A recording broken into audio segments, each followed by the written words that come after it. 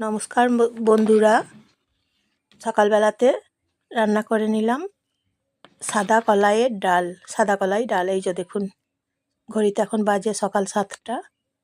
রান্না করে নিলাম। আজকে সোমবার।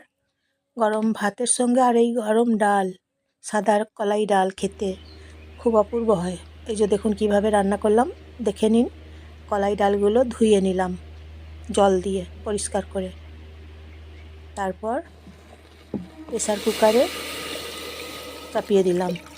3 মিনিট জল দিলাম। নুন দিচ্ছি, হলুদ গুঁড়ো দিচ্ছি। একদম নরম হয়েছে। রসুন দিচ্ছি, রসুন ফোড়ন দেবো, তেলে ভেজে নেব। কড়াই গরম করে নিচ্ছি 1 মিনিট। তারপর কালো জিরে ফোড়ন দিচ্ছি, একটা তেজপাতা দিচ্ছি আর একটা শুকনো লঙ্কা দিচ্ছি। গরম করে নিয়ে তারপর সর্ষের তেল দিচ্ছি। 1 মিনিট সর্ষের তেল গরম করে নিচ্ছি। রসুনগুলো ছেড়ে দিচ্ছি গরম তেলে। তারপর 1 মিনিট ভেজে নিচ্ছি। এইভাবে রান্না করে নিলে সাদা কলাই ডাল ভাতের সঙ্গে খেতে অসাধারণ হয়েছে।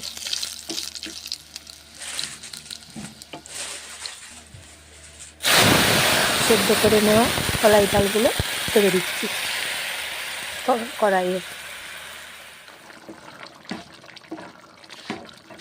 এই যে দেখুন, নমস্কার নেবেন, ভালোবাসা নেবেন, শীতের সকালের শুভেচ্ছা নেবেন, সুপ্রভাত। জয়ার রান্নাঘর থেকে নমস্কার নেবেন।